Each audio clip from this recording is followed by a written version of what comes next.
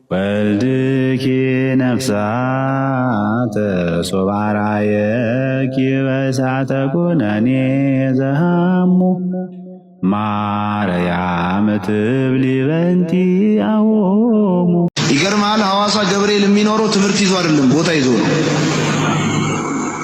እኔ እግዚአብሔር የነገረኝ ይሄንን ቀን የነገረኝ ቀን በጣም ነው ይገርማል። አንተ በመልአኩ በቅዱስ ገብርኤል ቤተ መቅደስ እንዲህ ደም ሲፈላ ዓይን ሲቀላ ብርቶቹ የደቡብ ልጆች የሐዋሳ ምእመናን ባለማተቦች ሐይቁ ዳር ላይ ይሄን የሚያክል ግዙፍ የመድኃኔዓለም ቤተ መቅደስ ሰርተው አጠናቀው ፊኒሽንግ ብቻ ነው የቀረው። ኦርቶዶክሳውያን ይሄንን ቪዲዮ ሼር፣ ኮፒ ሊንክ አድርጉልኝ፣ ለመላው ኦርቶዶክሳውያን አድርሱልኝ። መጋቢት 27 ቀን ጥንተ ስቅለቱ ለመድኃኔዓለም በውቢቷ ከተማ በሐዋሳ በታላቅ ድምቀት ይከበራል። የሐዋሳ ባለማተብ ኦርቶዶክሳውያን ጥሪያቸውን ያቀርባሉ። ኑ የመድኃኔዓለምን ጥንተ ስቅለቱን በጋራና ክብር ይላሉ። ይህ የምትመለከቱት ግዙፍ የሆነ ቤተ መቅደስ እነሆ ሐዋሳ ከተማ ሐይቁ ዳር ላይ እየተገነባ ያለ ቤተ መቅደስ ነው። ምንም እንኳን መናፍቃን በብርቱ ቢዝቱም ቢፎክሩም ደቡብ ሐዋሳ የሚገኙ ኦርቶዶክሳውያን ባለማተቦች መቅደሱን መትከል ግን ሊያስቆማቸው የሚችል ማንም የለም። በቅዱስ ገብርኤል ስንገረም መድኃኔዓለምን እንዲህ ውብ አድርገው ሰርተውታል። መጋቢት 27 ቀን በሐዋሳ ከተገኛችሁ ልክ እንደ ቅዱስ ላሊበላ የሚገርም ቅዱስ ያሬዳዊ ዜማን ታያላችሁ፣ ትባረካላችሁ። የፊታችን መጋቢት 27 ቀን በሐዋሳ እንገናኝ። ቸሩ መድኃኔዓለም በረከቱ ረድኤቱ ከሁላችን ጋር ይሁንልን። ሐዋሳ እንገናኝ መጋቢት 27 ቀን። አሁን ለምሳሌ ብዙ ጊዜ እኛ ቤተክርስቲያን ውስጥ አንድ ሰው ኢየሱስ ብሎ ሲጠራ እኔ ይቀፈኝ። ቪዲዮ ስለተቆረጠ የወንድማችን ትክክለኛ ሀሳብ አላገኘነውም። ብዙ ዘንድ እያየሁት ነው። ዘማሪያም ኢየሱስ ሲባል በጣም ይጠላል ምናምን ብሎ ሲያራግቡ ስላየው ነው ያለው ነገር እንደ ቃል ትክክል አይደለም። ግን ያ ማለት የፈለገው እንደዚህ ነው ካለ አው አይደለም። ምንድነው ማለት የፈለገው? እሱ ስንጠራው ጌታ መሆኑንና አዳኝ መሆኑን አብረን እንጥራ፣ ጌታችንና መድኃኒታችን ኢየሱስ ክርስቶስ ብለን እንጥራ እንጂ ሙስሊሙም እንደሚጠራው ኢየሱስ ብለን እንደዚህ አንጥራው። እንደዛ ሲባል እኔ ደስ አይለኝም ነው ማለት የፈለገው። ግን ቪዲዮ ስለተቆረጠ ምንድነው ሰዎች ጋር የደረሰው ዘማሪያም ኢየሱስ ሲባል እንደማይወድ ነው ቪዲዮ ተሰራጭ ያለው። በአጭር ቃል ግን ኢየሱስን ቢባል ችግር አለው ከተባለ ችግር የለውም። ኢየሱስን ተብሎ ይጠራል፣ ክርስቶስን ተብሎ ይጠራል፣ መድኃኒዓለም ተብሎ ይጠራል፣ ጌታም ተብሎ ይጠራል። ጌታችንና መድኃኒታችን ኢየሱስ ክርስቶስ ተብሎ ይጠራል፣ ጌታ ኢየሱስን ተብሎ ይጠራል። በቃ ስሙ ራሱ ሙሉ ነው፣ አይጎልም። ግን ቢቻል ሰው ጌታ መሆኑን አዳኝ መሆኑን አብሮ ቢመሰክር የተሻለ ነውና ያንን ነገር ተረዱት። ስለዚህ እኛ ሐሳቡን ትክክለኛ ሐሳቡን እንረዳው። ወንድማችን ደግሞ ሲናገር ትንሽ ግነታዊ ጨምሮበታል። ሲናገር ያው ከአፍ እንደ ጊዜ ንግግሮች ያመልጡ የለ ድሃ ጸልሳ እንደዛ ነገር ሆኖ ነው። ተረዱት። ስለዚህ እኛ በኢየሱስ ክርስቶስ ብለን እንጠራለን። ዛሬም ነገም ጠዋትም ሁሌም ኢየሱስ ብለን እንጠራለን። እሱም ይጠራል አምናለሁኝ። ጌታ ይወዳቸዋል ሁላችሁንም። ለዛ ነው ቅዱስ ጳውሎስ በመንፈስ ቅዱስ ካልሆነ በቀር ኢየሱስ ጌታ ነው ማለት የሚችል ሰው የለም ያለው። ይሄ ማለት ለምሳሌ አንድ የማያምን ኤቲስት የሆነን ሰው ወይ ሙስሊም የሆነን ሰው ጠርተህ እስቲ ኢየሱስ ጌታ ነው በል ብትለው ፊዚክሊ ኢየሱስ ጌታ ነው የሚለው ቃል መናገር አይችልም ማለት ነው ቅዱስ ጳውሎስ። እንደዛ ማለት አብሰርድ አይሆንም? እንደዛ ብንል ማንም ሰው ይለዋል ቃሉ። እንደዛ ማለት ከሆነ እኮ አንድ ኤቲስት ይመጣና ኢየሱስ ጌታ ነው ካለ በኋላ አያችሁ መጽሐፋችሁ ውሸታም ነው፣ መንፈስ ቅዱስ እኔ ጋር ሊኖር አይችልም፣ እኔ በመንፈስ ቅዱስ አላምንም፣ ግን ኢየሱስ ጌታ ነው ማለት እችላለሁ ሊለን ነው ማለት። ቅዱስ ጳውሎስ እያወራ ያለው ከዚህ አንፃር አይደለም። ኮንቴክስቱን መድረስ በጣም ያስፈልጋል። ይሄ ጥቅስ የመጣበትን ታሪካዊ ዳራ ስንመለከት እነዚህ ሁለት ጥቅሶች ምን ማለት እንደሆኑ ይገቡናል። ሮሜ 10 እና አንደኛ ቆሮንቶስ 12 ምን ማለት እንደሆነ በደንብ ይገባል። ክርስትና ኦፊሻሊ በመንግስት ደረጃ ወንጀል በነበረባቸው ዘመናት ዘመነ ሰማዕታት በሚባሉ ከጌታችን እርገት ጀምሮ ባሉት 300 ዓመታት ላይ ክርስቲያኖች በጣም ከሚቸገሩባቸው ነገሮች አንዱ እምነታቸውን ክደው ለጣዖት እንዲሰግዱ ጣዖት እንዲያመልኩ መደረጋቸው። ስለዚህ ምን ይባሉ ነበር? ይጠሩና ኢየሱስን ካዱ ቄሳር ጌታ ነው በሉ ይባላል። ቄሳር ጌታ ነው ብለ እምነትን ተናገር ይባላል። በዚህ ሰዓት ላይ ቄሳር ጌታ ነው ብለው ክርስቶስን ላለመካድ ነው ኢየሱስ ጌታ ነው የሚሉት። አይ ቄሳር ጌታ አይደለም፣ ጌታማ ኢየሱስ ነው። ይሄ ጥቅስ የመጣው ከዚህ ታሪክ አንፃር ሰማዕታት ክርስቶስን ለመመስከር በአፍ ብትመሰክር በልብ ብታምን ትድናል የሚለው ጥቅስ የሚሰራው እዚህ ጋር ሲባል ሰምተህ ታውቅም? እናቶቻችን እንደው ከሚገደሉ ዝም ብሎ በአፋቸው እሺ አምኜላችኋለሁ ብለዋቸው በልባቸው እግዚአብሔርን ቢያምኑ አይሻልም ወይ ሰዎቹ እስኪሄዱ ድረስ ሲባል ሰምተህ ታውቅም? በልቤ ያመንከውን በአፍ ብትመሰክር ትድናለህ ማለት እንደዚህ አይነት ጊዜ ላይ በልቤ ያምኜ በአፌ ብክድ አልድንም ስላመንክ ነው አይባልም። ገብቶሃል አይደል? በልቤ ያመንኩትን ነገር በአፌ መመስከር ያለብኝ መመስከር በሚያስፈልግበት ቦታ ላይ ምስክርነት በሚያስፈልግበት ሰማዕትነት። ሰማዕት ማለት እኮ ምስክር ማለት ነው።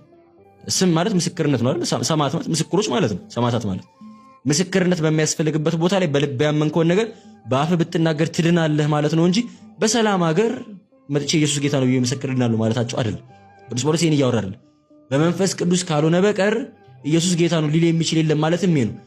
የመንፈስ ቅዱስ ሙቀት የመንፈስ ቅዱስ ኃይል ካላበረታ በቀር በእሳት ፊት ቆመ፣ በሞት ፊት ቆመ፣ በሰይፍ ፊት ቆመ ኢየሱስ ጌታ ነው ብለህ ልትመሰክራችን ያስፈራል። ፈሪዎች ነን፣ ድካም አለብን። እንደዛ ብለን እንድንመሰክር ኃይል፣ ብርታት፣ አቅም ሊሆን የሚችለው መንፈስ ቅዱስ ብቻ ነው። በደስታ ጊዜ የማይሰማን ማን አለ? በጥሩ ጊዜ የማይከበን ማን አለ? በምቾት ጊዜ ስማችንን እየጨምሮ የማይጠራን ማን አለ? ማን የማይከበን አለ? ሁኔታ ሲለወጥ ሲመቻች፣ ነገሮች ጥሩ ሲሆኑ ሲያምርብሽ፣ ነገሮች አሪፍ ሲሆኑ ማን ነው አጠገባችሁ የማይኖረው? በመከራ ጊዜ ማን ይሆናል? አንድዬ ብቻ ነው አብሮ የሚሆን። ወገኖቼ በመከራ ጊዜ የሰማችሁ በደስታ ጊዜ በከበቧችሁ ሰዎች እንዳትቀየሩት። በመከራ ጊዜ የሰማችሁን በምቾት ጊዜ ባገኛቸዋቸው ሰዎች እንዳቀየሩት። በመከራ ጊዜ የሰማቸውን በምቾት ጊዜ ባገኟቸው ጓደኞች ቀይረውታል። በመከራ ጊዜ የሰማቸውን መከራው አልፎ በደስታ ጊዜ ባገኙት ቁስ ቀይረውታል። ብዙ ሰዎች አሁን አውልቁ፣ ልጃችሁ ላይ ያለውን ነገር ጣሉ፣ እዚያ እንሄዳለን። ማን አለ በመከራዬ ጊዜ ሰማኝ?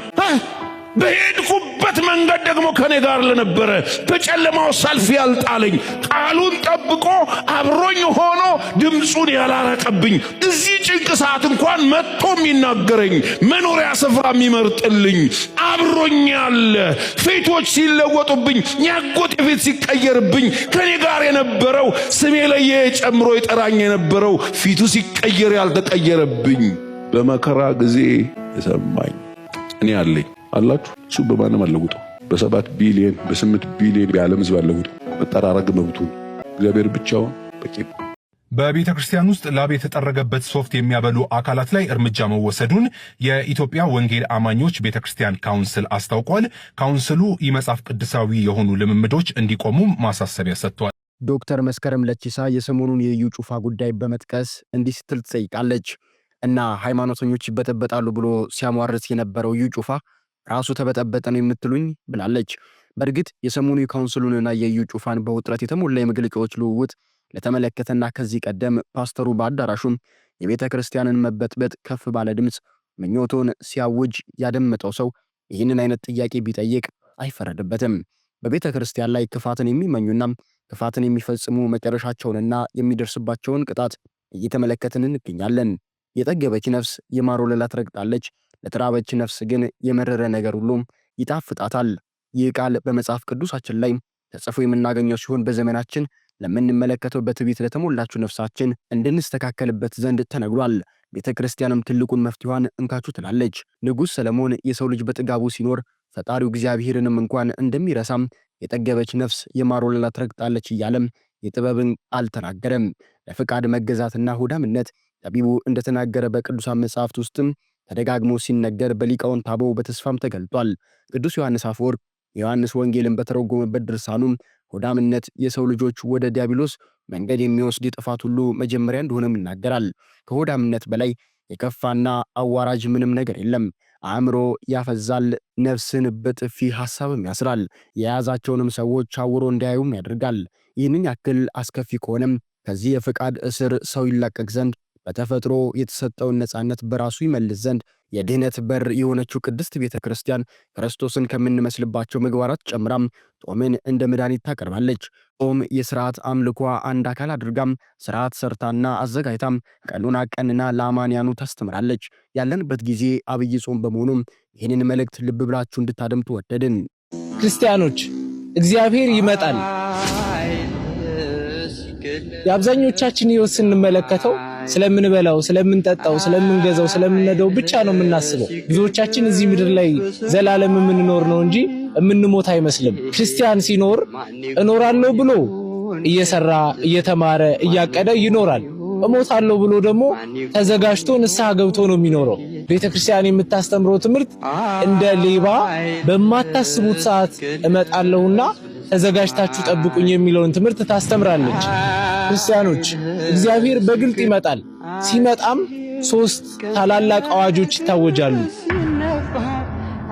በመጀመሪያው አዋጅ ስጋችን ከእያንዳንዱ ቦታ አውሬም የበላው ቢኖር በባህርም የሰጠመ ቢኖር በአደጋም የሞተ ቢኖር ከእያንዳንዱ ቦታ አጥንት ከስጋ ጋር ይሰበሰብና አንድ ይሆናል። በሁለተኛው አዋጅ ሁላችንም ትኩስ ሬሳ ወይም ትኩስ አስከሬን እንሆናለን። በሶስተኛው አዋጅ ነፍስ ከስጋ ጋር ትዋሃድና በአንድነት ትነሳለች፣ በእግዚአብሔር ፊትም ትቆማለች። ያን ጊዜ በጣም ያስፈራል።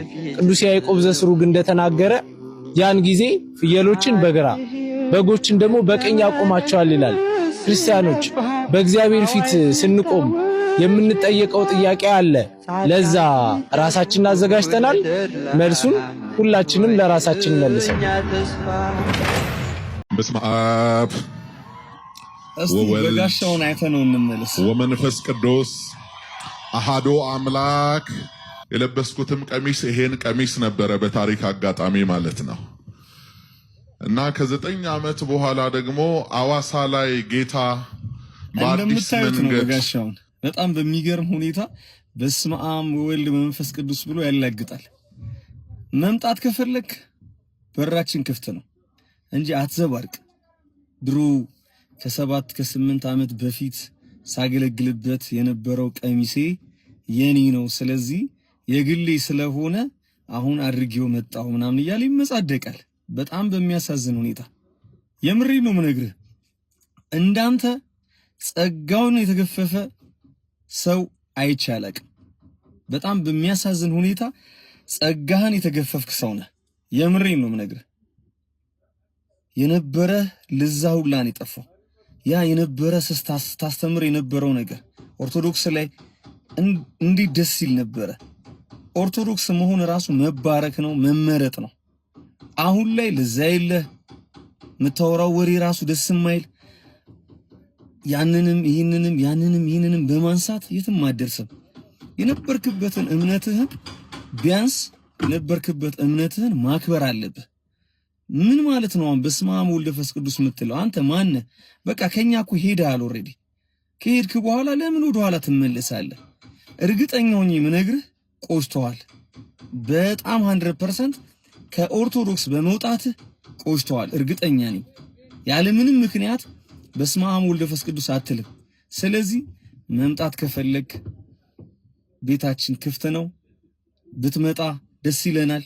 ስለዚህ አሁንም በድጋሚ ነግርሃለሁ፣ መምጣት ከፈለክ መምጣት ትችላለህ። በጋሻው ትግራይ ክልል ላይ አረጋዊ እንደተሰበከ ኢየሱስ አልተሰበከም። ጎጃም ስትሄድ አቡዬ እንደተሰበከ ኢየሱስ አልተሰበከም። ዝቋላ ስትሄድ አቦ እንደተሰበከው ኢየሱስ አልተሰበከም። ለምን? የተሐድሶ ጥያቄ እኮ ለምን ነፈጋችሁት? እሺ እንግዲህ ኦርቶዶክሳውያን ሰምታችኋል። ሰላም እንዴት ናችሁ? የተነሳው ሐሳብ ተሐድሶች ለምን ልብሱን አውልቀው በትክክል መጠየቅ እንደማይፈልጉ አላውቅም። ይሄ የተወናበደ ነገር አሁን ምንም የማያጨስን ሰው አታጨስ ብሎ መምከር ሐሳቡ ልክ ነው።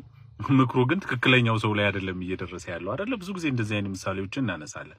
እነሱም በጣም ብልጥ ከመሆናቸው የተነሳ ከቅዱሳንና ከክርስቶስ እያወዳደርን የምንኖር ለማስመሰል የተክልየንም የአቡነ ገብረ መንፈስ ቅዱስም አሁን ደግሞ በቅድስት አርሴማ መተውብናል። በጣም በብዙ ነገር ሐሳብ ያነሳሉ።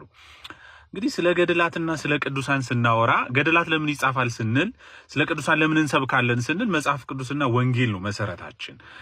ስለ ገድላት ምሳሌና አርአያ አድርገን የምንጽፈው የሐዋርያት ሥራን ነው እና ሐዋርያት ሥራ ላይ አንድ ቁጥር ልንገራችሁ። በጣም የሚገርም ቁጥር ነው። በሐዋርያት ሥራ ላይ የቅዱስ ጳውሎስ ስምና የክርስቶስ ስም ተጽፏል። እንግዲህ የሐዋርያት ሥራ ላይ ግን የቅዱስ ጳውሎስን ከ160 ጊዜ በላይ የቅዱስ ጳውሎስን ስም ታገኙታላችሁ። ቁጠሩት። ከ160 ጊዜ በላይ የጌታችን የመድኃኒታችን የኢየሱስ ክርስቶስን ስም ግን 69 ጊዜ ነው የምታገኙት። 70 ጊዜ እንኳን አታገኙትም ስሙን። ሐዋርያት ሥራ ጳውሎስን 160 ጊዜ ጠቅሶት ጌታችን መድኃኒታችን ኢየሱስ ክርስቶስን ግን 69 ጊዜ ጠቀሰው። ስለዚህ በሰውየው ሎጂክ፣ አሁን ባነሱት ሰውዬ ሎጂክ፣ ስማቸውን ስላላወቅኩ ነው፣ አቶ ማን እንደሆነ አላወቅኩም። በእሳቸው ሎጂክ ሐዋርያት ሥራ የተሳሳተ መጽሐፍ ቅዱስ ነው ማለት ነው። ምክንያቱም ክርስቶስን 69 ጊዜ ጠቅሶ ጳውሎስን ደግሞ 160 ጊዜ ጠቅሶታል። ስለዚህ ይሄ ልክ አይደለም ማለት ነው። እንደዛ አይደለም። ጳውሎስ ራሱ የክርስቶስ ተሸካሚ ስለሆነ የክርስቶስ ምርጥ ዕቃ ስለሆነ ክርስቶስን የሚሰብክ ስለሆነ ስለ ጳውሎስ አብዝተን ስናወራ ጳውሎስ እንደዛ እንዲያደርግ ያደረገው ክርስቶስን እየሰበክን ነው ማለት ነው። ያለ ክርስቶስ ጳውሎስ ምንም ነው። ያለ ክርስቶስ ተክልዬ ምንም ናቸው። ያለ ክርስቶስ አቡነ አረጋዊ ምንም ናቸው። ስለ ክርስቶስ ፍቅር ብለው የመነኑ ነው ከሮም እዚህ ትግራይ ድረስ የመጡት፣ ከሮም እዚህ ኢትዮጵያ ድረስ የመጡት አይደለ? ተሳቱ ቅዱሳን 9 ቅዱሳን ስለ ክርስቶስ ብለው ተሰደው ነው ኢትዮጵያ ውስጥ የመጡት። ፈረንጅ ናቸው እንደውም ሲጀምር አይደል?